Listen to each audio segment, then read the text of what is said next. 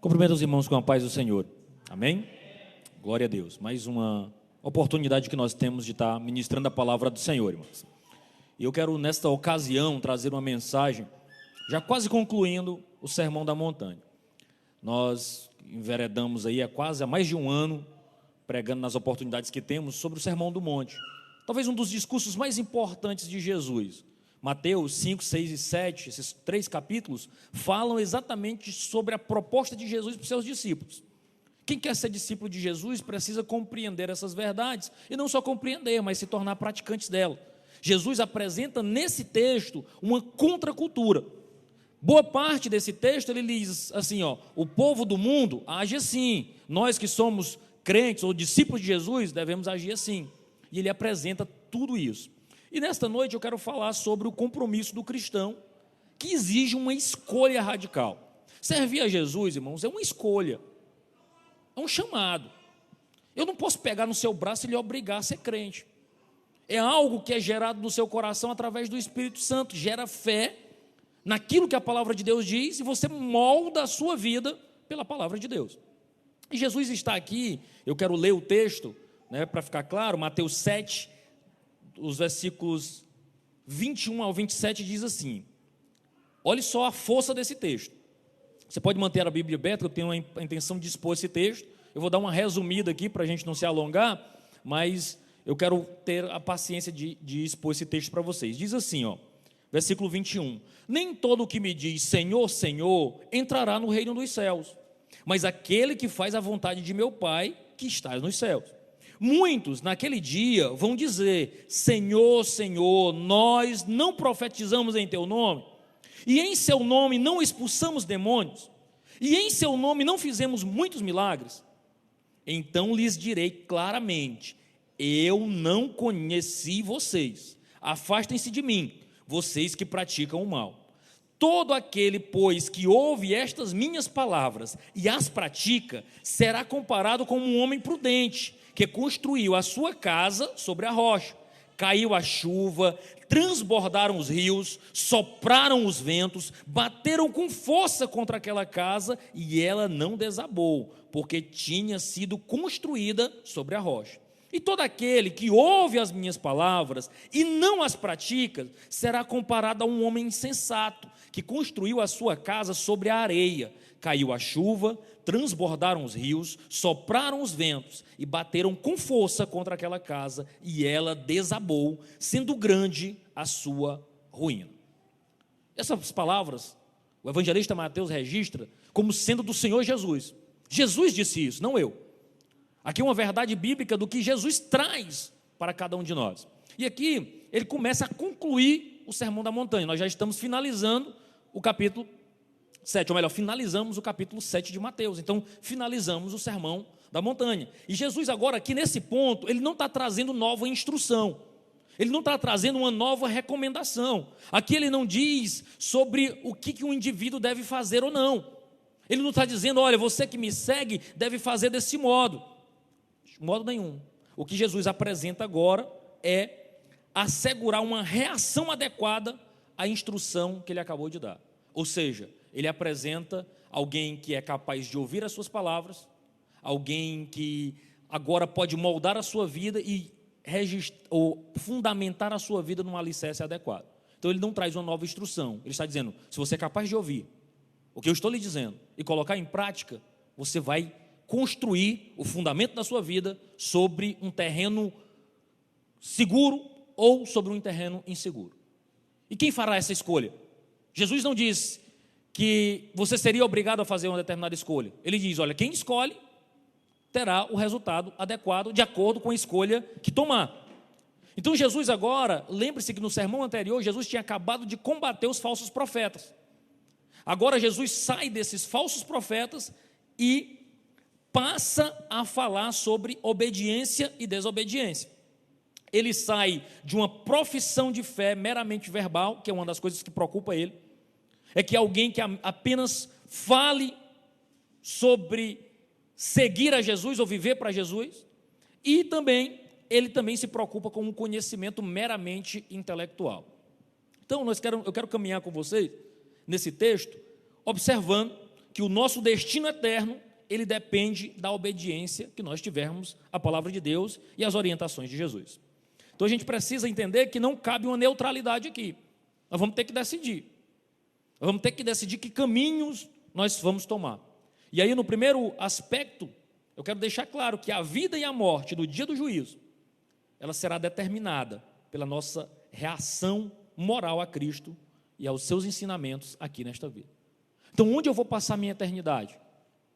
Está diretamente relacionado sobre o que eu abracei de verdade da palavra de Deus ou não.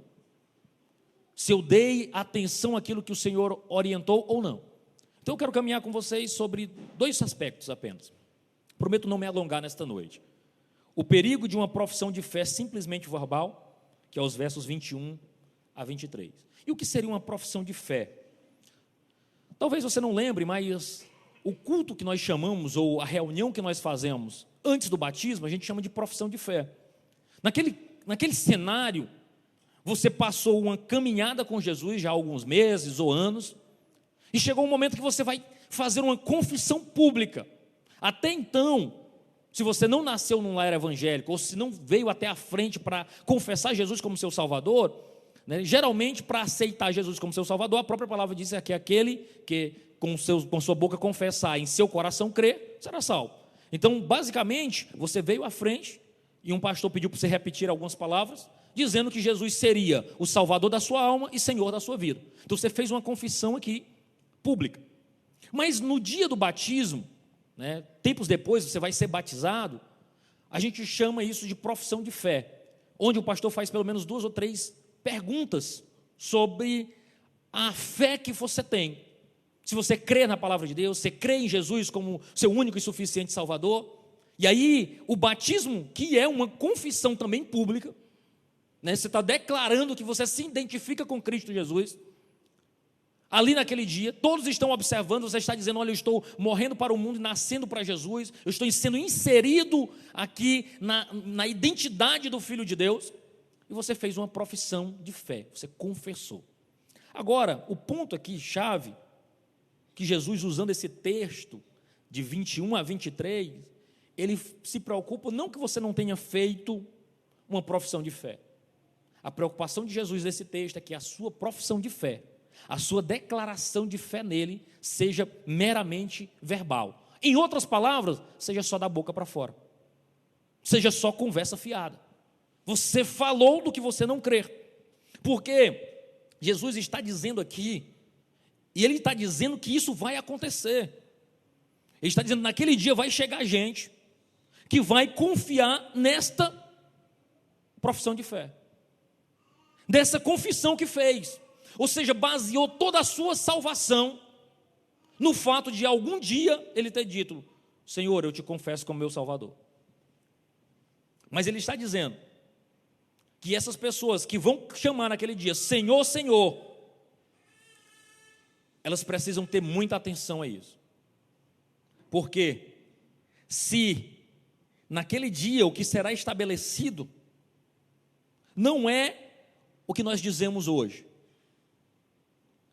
a nossa salvação e o nosso encontro com Jesus naquele dia não estará relacionado no que você falou há 10, 15, 20 anos atrás sobre sua fé em Cristo Jesus, nem na sua confissão hoje, nem na sua confissão de amanhã, mas essa inserção no reino eterno com Jesus estará relacionada se de fato nós fizemos o que dizemos. Não é o que nós falamos, mas se a nossa conduta de vida está de acordo com aquilo que nós professamos. E esse é o grande perigo, porque nós não podemos ficar numa profissão, numa confissão meramente verbal. Nós precisamos de uma obediência moral.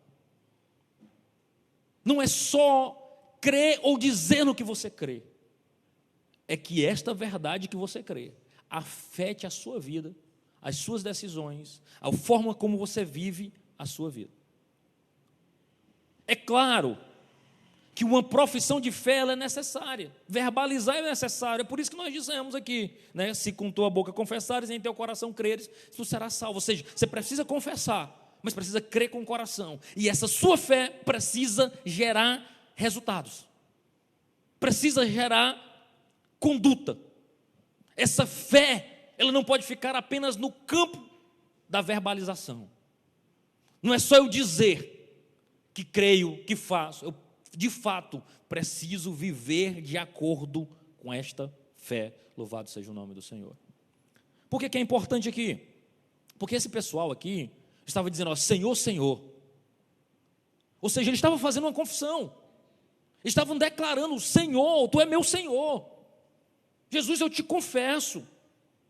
Eles não estavam apontando para um senhor errado.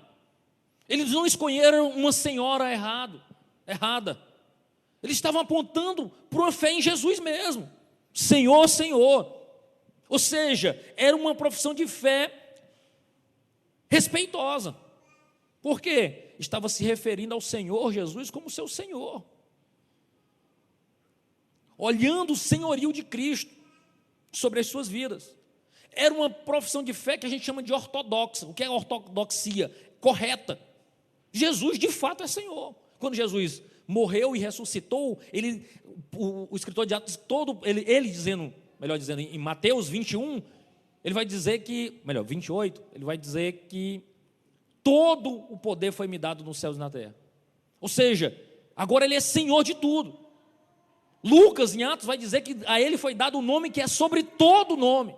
Ou seja, de fato, esse povo aqui que está olhando para Jesus e diz assim, Senhor, Senhor, ele está dizendo, vocês estão corretos. De fato, eu sou Senhor. Eu comando sobre tudo. Era uma profissão de fé também fervorosa. Não era simplesmente, meramente, não, é Senhor. Não, era Senhor, Senhor, com ênfase. Se dirigindo com paixão. Ainda, era uma profissão de pública. Eles não fizeram isso em segredo, no privado. Estava na frente de todo mundo, Senhor, Senhor, clamavam naquele grande dia. Ou seja, esse pessoal aqui estava tudo certo. Não havia muita coisa de errado aqui. E ainda eles apelaram para algo que muitos de nós nem sequer fazemos. Ele disse, olha, Senhor, ele começa dizendo o quê?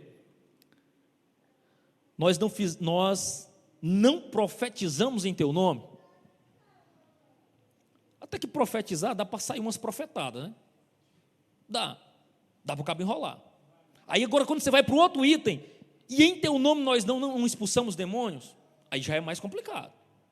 Não é qualquer um que anda expulsando demônio. Precisa ter um nível de relacionamento. Profetizar dá para o cabo dar uma enganada aqui. Mas aí expulsar demônios, o cabo que geralmente dá uma enganada, quando ele vê uma manifestação de demônio, ele é o primeiro a correr, né? É ruim dele ir para frente. Não é isso? Mas ainda ele vai mais além. Aí ele pega e diz ainda, e em teu nome nós não fizemos muitos milagres. Meus irmãos, nós estamos falando aqui de um povo que não era crente, não. Era um povo que sabia que o Senhor, quem era Jesus. Era um povo fervoroso, era um povo que estava correto, era um povo que fazia declaração pública, era um povo que profetizava, era um povo que expulsava demônios, um povo que operava milagres no nome de Jesus. Era um povo dentro de igreja, era um povo que se relacionava, confessava com ênfase publicamente através de sinais e prodígios. Tinha como ter uma profissão de fé melhor? Não. Mas aí a gente tem que entender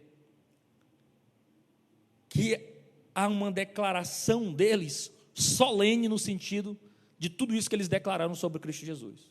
Só que o Senhor também responde. E ele faz uma outra declaração. Ele pega e diz assim, ó, não conheço você. Mesmo você fazendo tudo isso, eu não conheço você. E por que ele não conhecia?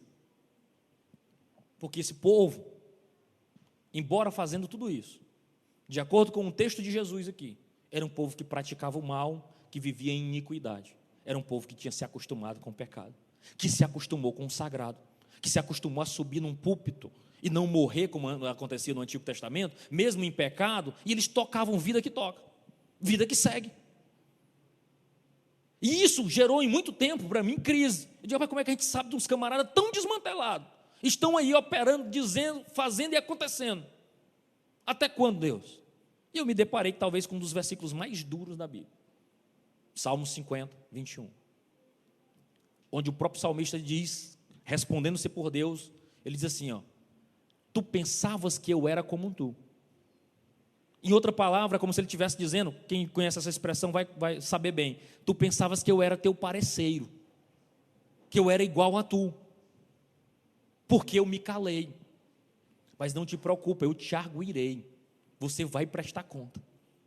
Então muitas vezes a gente toca a vida como se nada tivesse acontecido, sem prestar as devidas contas com Deus, achando que Deus esqueceu, achando que Deus é menino, achando que num dia nós não iremos prestar conta, que um dia nós não iremos nos apresentar diante do justo juiz, porque toda palavra, toda ação, todo pensamento, tudo que nós dissemos, insinuamos ou falamos, nós iremos dar conta diante de Deus. Porque o próprio escritor aos Hebreus, no capítulo 4, versículo 13, ele vai dizer: todas as coisas estão patentes e nuas aos olhos daquele com quem haveremos de prestar conta. Nós vamos prestar conta. A gente precisa entender, irmãos, que reino de Deus é um reino profundo. Não é de qualquer maneira, não é para todo mundo, é para quem se submete às verdades da palavra de Deus. E a gente precisa entender que talvez uma das coisas mais tristes é a gente levar uma vida cristã meia boca, de qualquer jeito, onde nós podemos desfrutar das belezas eternas de Deus. Então Jesus rejeita essa profissão de fé deles. Jesus diz que eles estão errados. A versão de Lucas é inclusive mais dura do Evangelho de Lucas, 6,46, por que me chamais de Senhor, Senhor, e não fazeis o que eu vos mando?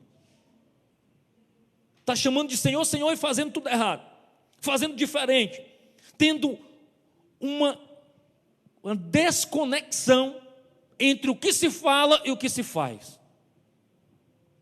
Jesus chama este povo a prestar conta diante dele, e o resultado é que ele se aparte de Deus.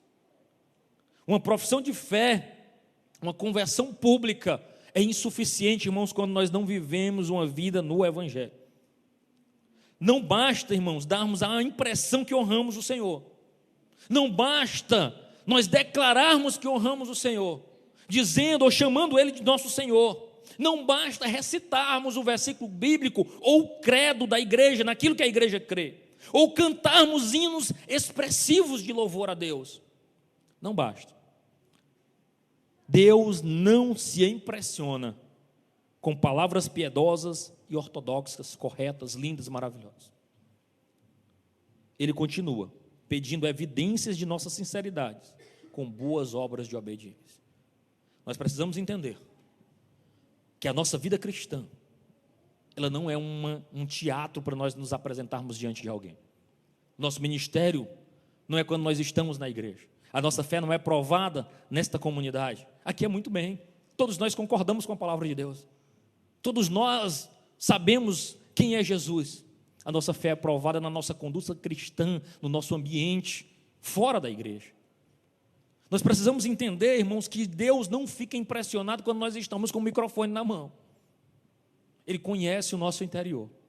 Ele conhece quem somos nós. É por isso que o salmista, diante de toda aquela crise que estavam lançando sobre ele, dizendo que ele era pecador, e de fato ele o era, quando ele escreve o Salmo 51, o próprio Davi, a partir do adultério com a Betseba, mulher de Urias, e ele pega, esconde aquilo tudo e finge que está tudo bem, e leva a mulher para ele.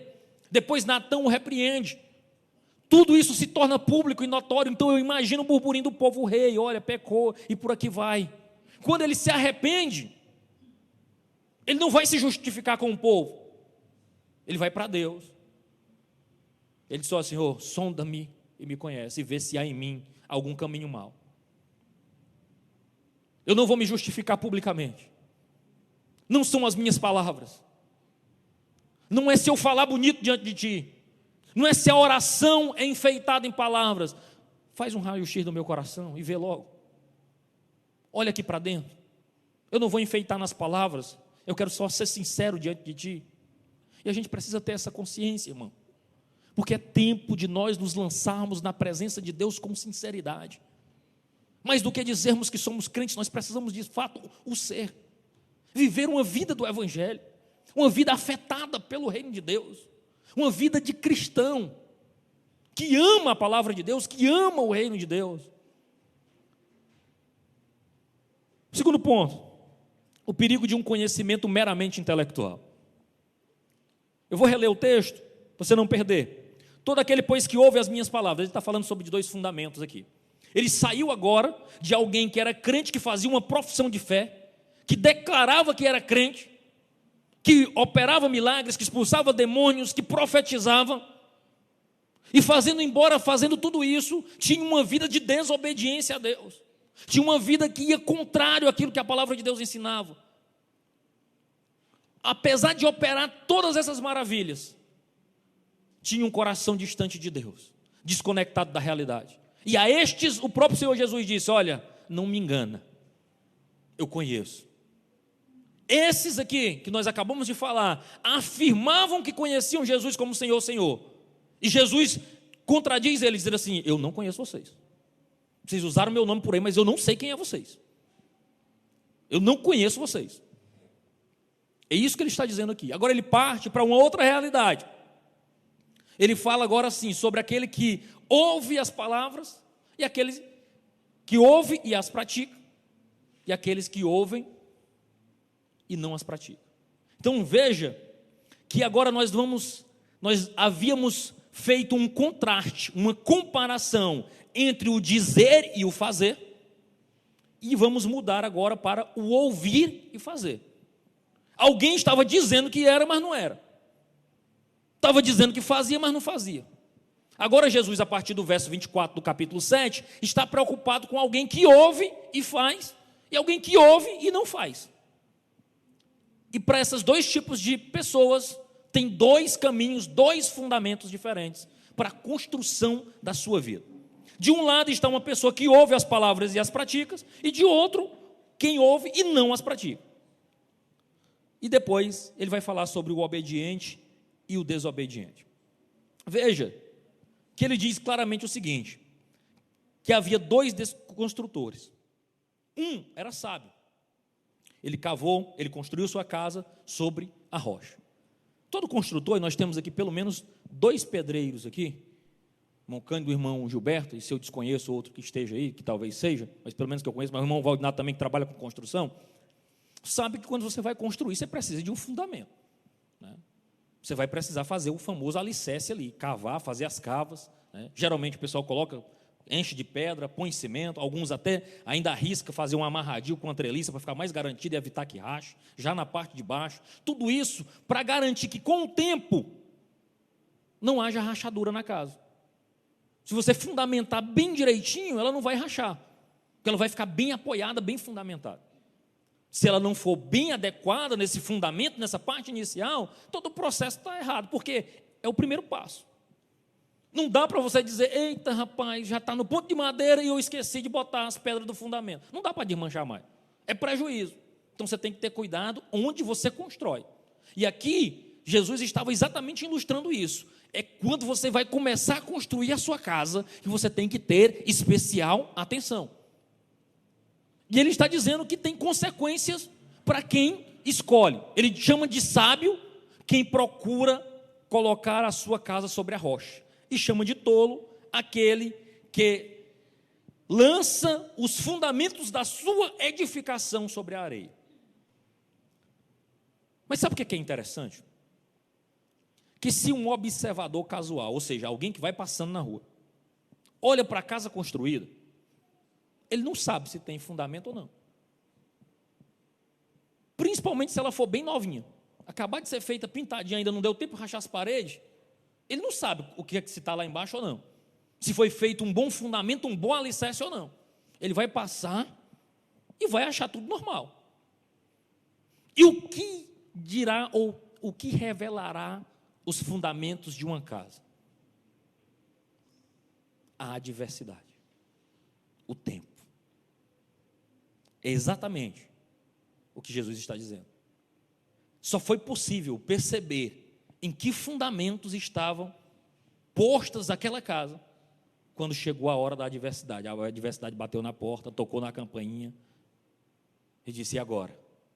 Porque o que o texto diz foi: caiu a chuva, transbordaram os rios, sopraram os ventos e bateram com força contra aquela casa.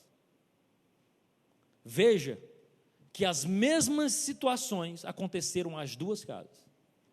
As duas casas estavam sujeitas nas mesmas condições temporais.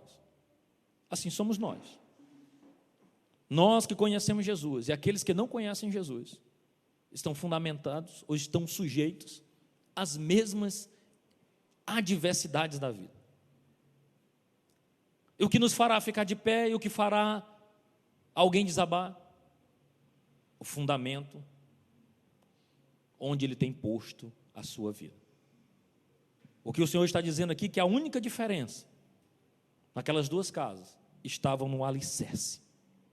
Só depois da tempestade foi que foi possível, quando passou a tempestade, quando passou a chuva, quando o vento se acalmou, que alguém saiu na rua para observar, viu que uma estava de pé e a outra não, que uma permaneceu firme e a outra desabou.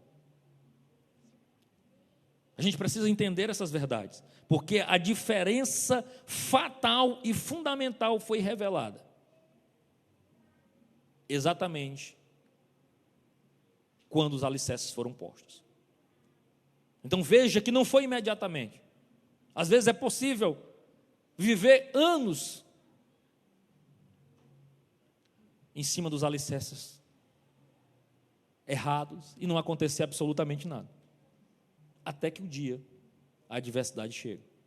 E quando ela chega, revela-se o fundamento, revela-se em que está posto a fé e se permanece de pé ou não.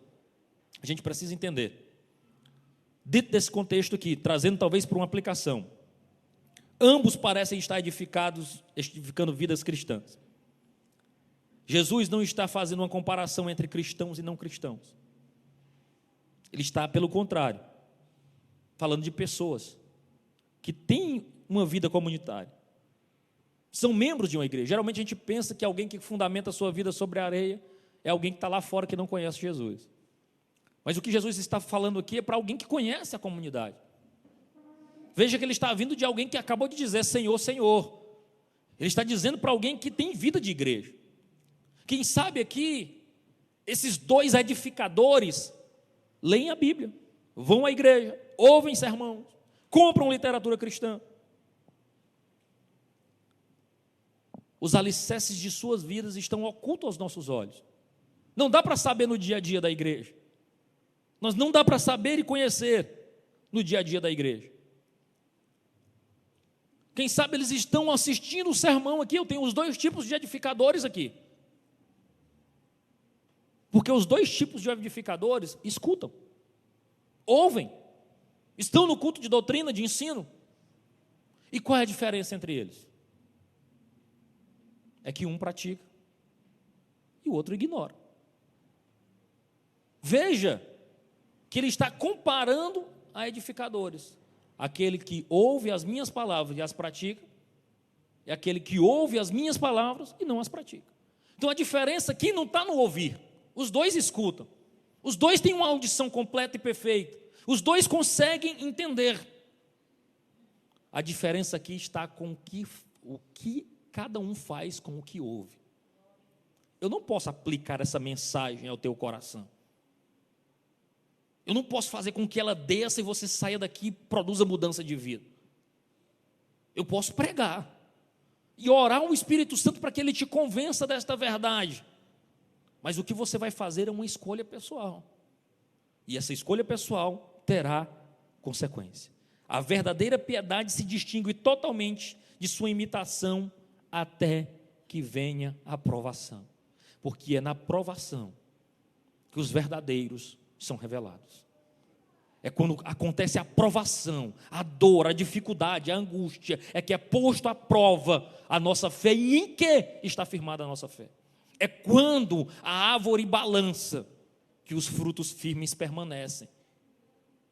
E aquilo que era só talvez impressão de que era verdadeiro, é lançado por terra e não permanece. Então de vez em quando Jesus dá uma balançada na gente. que é para saber como é que está a nossa fé, para saber quando é que está a nossa convicção. Então, irmãos, nenhum conhecimento intelectual, nenhuma profissão de fé verbal, embora sejam essenciais, elas podem substituir a obediência. Nós precisamos ser obedientes à palavra de Deus. Nós precisamos crer que a palavra de Deus é verdade para as nossas vidas, mesmo que elas gerem desconforto em algum momento. Quando nós estamos em dúvidas, irmãos, não é nos nossos sentimentos que nós firmamos os nossos pés, é na palavra de Deus. Hoje nós temos gerado muitos cristãos que estão cheios de achismo. Mas eu não estou sentindo. Mas eu estou sentindo isso ou aquilo. Meu irmão, a palavra de Deus foi escrita, foi para você não confiar nos seus sentimentos, mas sim na palavra de Deus. Porque os nossos sentimentos, nós estamos alegres, nós agimos de um jeito. Estamos tristes, agimos de outro. É por isso que nós precisamos recorrer à palavra de Deus. O que é que ela diz quando eu sou provocado? O que é que ela diz quando eu sou insultado? O que é que ela diz quando eu sou caluniado? O que é que ela diz quando levantam-se contra mim? O que é que ela diz quando atacam a minha reputação? Que eu devo responder de volta? Que eu devo falar mais alto? Que eu devo ser o primeiro a atacar e a revidar? Que eu devo agir com dureza? Ou me ensina a confiar nele, entregar a minha reputação a ele, entender que a minha ira não produz a justiça de Deus? Porque a nossa ira, irmão, não produz a justiça de Deus. Mesmo aqueles que por ora prosperam, por ora se sobressaem, não subsistirão a verdade do tempo e da palavra de Deus. Nós precisamos confiar no Senhor. Nós precisamos confiar naquilo que Ele nos ensina, naquilo que a Sua palavra diz. Porque não é se nós dizemos coisas bonitas, polidas, ortodoxas, entusiásticas sobre Jesus, nem se ouvimos as Suas palavras, se prestamos atenção, se estudamos, se meditamos ou memorizamos até transbordar a nossa mente com Seus ensinamentos. Mas é se nós fazemos o que dizemos e se fazemos o que sabemos. No final das contas, é sobre obediência. É sobre seguir aquilo que Cristo diz. No final das contas, não é a performance, é a obediência. Porque nós seremos julgados por esta obediência. É por isso que a palavra de Deus, muitos disseram: Senhor, Senhor. Senhor, nós fizemos tanta coisa no Teu nome. Senhor, nós demos show no Teu nome. Eu disse: não conheço você. Você não segue a minha palavra. Você usou os seus próprios métodos. Você usou o meu nome em vão. Você fez do jeito que você queria. Você não atentou para aquilo que a minha palavra diz. Então isso é muito sério, irmãos. Porque o que Jesus está destacando aqui é aquele que verdadeiramente ouve o Evangelho e professam a sua fé, hão de obedecê-lo. É um alerta muito sério.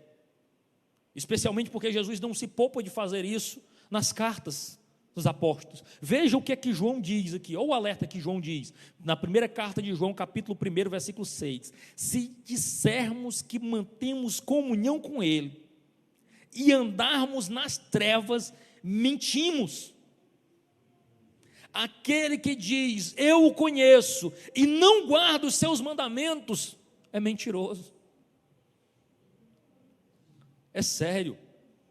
A vida cristã é séria. Nós não podemos estar desconectados disso. Nós não podemos ser achados como mentirosos naquele grande dia, ou desconectados daquilo que a palavra de Deus nos diz. Jesus faz esse alerta porque o discípulo dele anda na contracultura cristã. Ele anda na contramão do que o mundo oferece. Tiago também, por sua vez, afirma os perigos do conhecimento meramente intelectual. Ele chama atenção para aquele que diz que tem fé, mas que suas obras são desconectadas desta fé. Eu creio nisso, mas age diferente. Ele chama atenção para isso, para que nós sejamos praticantes da palavra e não apenas ouvintes. Ele usa até uma ilustração. Ele diz que nós não podemos ser como o homem que vai até o espelho, olha o seu rosto, penteia o cabelo, lembra da sua forma, do seu rosto, Mas quando ele sai do espelho, ele se esquece do formato. Eu não sei me desenhar. Você pedir, desenha aí como é que você é, eu não sei fazer. E olha que eu me olho no espelho. Mas esquece como é o seu rosto. Nós não podemos esquecer do Evangelho. Nós não podemos ser ouvintes esquecidos. Nós precisamos ser praticantes da palavra do Senhor. Veja o que é que o reverendo John Stott anuncia, e eu achei magnífica essa frase, que ele diz: a Bíblia é um livro perigoso de se ler. E a igreja é uma comunidade perigosa de se juntar. Pois na leitura da Bíblia, ouvimos a palavra de Cristo. E quando nos filiamos à igreja, dizemos que queremos em Cristo. Parece uma coisa simples, né? Mas não é. Se nós não cumprimos aquilo que nós estamos dizendo. Porque quando nós se juntamos à comunidade, quando nós lançamos mão no pão da ceia, nós estamos dizendo que temos comunhão com o Senhor. Que nós o aguardamos. Que Ele é o desejoso que é o desejo da nossa alma encontrá-lo. Não é só para você experimentar um pão e um vinho todo final de mês, não. É uma declaração de que você continua esperando firme. Quando você lança mão, você está dizendo assim: Senhor, passou mais um mês e eu continuo de pé te esperando. As minhas vestes continuam intactas, Senhor. A minha pureza continua intacta. Eu continuo aguardando o Senhor. Mais um mês se passou e eu estou aqui firme, declarando que eu te espero, que eu te aguardo. São declarações poderosas que nós fazemos, às vezes, sem entender o que estamos fazendo. Porque nós estamos dizendo: Senhor, a minha esperança é que o Senhor volte logo. Eu estou fazendo isso porque eu me lembro do Senhor. Muitos já se esqueceram de Ti. Mas eu continuo me lembrando da Tua promessa de vir me buscar e me levar para Ti mesmo. Ô irmão, é uma declaração muito séria. Não é para ser feito despropositadamente. Não é para ser feito irresponsavelmente. Eu não estou aqui lhe recomendando para não ceiar. Eu estou dizendo para você ceiar pelos motivos corretos, avaliar a sua vida. Louvado seja o nome do Senhor. Como resultado, nós pertencemos a um grupo descrito como o Senhor, que é inserido nos seus ensinamentos, e nós temos a responsabilidade de garantir que aquilo que nós sabemos e dizemos está sendo traduzido naquilo que nós fazemos. Isso é sério. Louvado seja o nome do Senhor. Isso é muito sério. Eu quero caminhar para o fim. Vou adiantar aqui para encerrar. Veja só, a conclusão do sermão é extremamente apropriada. Nós já estamos aí, irmãos, hoje é desde fevereiro. E se eu perguntasse como é que está a sua leitura bíblica? Está em dia? Eu não vou lhe pedir 3 capítulos não, por dia não. Mas pelo menos um está dando para manter. Nós já estamos aí, pensei, 41 dias, né? 42 dias do ano, é isso? 41 dias do ano. Se você estiver lendo um capítulo por dia, você está quase terminando Gênesis. Está no capítulo 41 de Gênesis. Se você estiver lendo 2 por dia, você já terminou Êxodo. 3 por dia, você já entrou em Levítico faz tempo. Coloque isso como meta da sua vida, não porque eu estou falando aqui, mas é porque é saúde para a sua vida. É saúde para a tua alma. O que eu estou pregando aqui apenas te desperta, apenas te molda, mas a palavra de Deus inserida no teu dia a dia, ela te alimenta e te transforma. O meu discurso talvez mexe um pouco com o seu coração e lhe faz pensar, mas quem sabe você ficou até contristado, mas você sai ali, troca uma palavra com alguém, ou pisa em falso na calçada, parece que sacudiu, caiu. Mas se você se debruça sobre a palavra de Deus, ela vai fazendo morada. A palavra de Deus vai achando guarida e vai transformando o seu coração, a minha vida. Nós queremos uma igreja avivada? Queremos uma igreja cheia, sim. Queremos um povo cheio do Espírito Santo, sem dúvida. E nós estamos esperando como? Será um grande pregador vindo de algum lugar que fará isso? Não, é o nosso dia a dia, é a nossa vida cristã. São o que nós chamamos de disciplinas espirituais. É o nosso dia a dia com Deus. É a nossa devoção diária, é a nossa oração, é a nossa busca no secreto pelo nosso Senhor. E a minha oração, eu quero até que você curve a sua cabeça com permissão do meu presidente. Senhor amado, nos ajuda, Senhor, a sermos cumpridores da Tua palavra. Nós não queremos, Senhor Deus, ter um ministério próspero, mas desvinculado do Senhor. Nós abrimos as mãos de tudo isso para sermos conhecidos pelo Senhor. Meu Deus, nós queremos conhecer e prosseguir em Te conhecer. Meu Senhor, que esta mensagem, ela ache uma guarida no nosso coração, um espaço, e produza mudança de vida, Senhor. Nos dá desejo pela Tua palavra, nos dá desejo, Senhor Deus, pela oração, pelo encontro contigo, nos dá desejo, Senhor Deus, por proximidade com o Teu Espírito Santo, nos dá desejo para sermos cheios de Ti, enche-nos da Tua presença, anima o coração da Tua igreja, dá-nos fome pela Tua palavra, dá-nos sede por Ti, Senhor. Essa é a nossa oração, Pai. Nós queremos declarar que nós tenhamos sede, porque nós sabemos que em Ti, Senhor, nós podemos ser saciados. Ó Deus, nós Te agradecemos por tudo, em nome de Jesus, amém.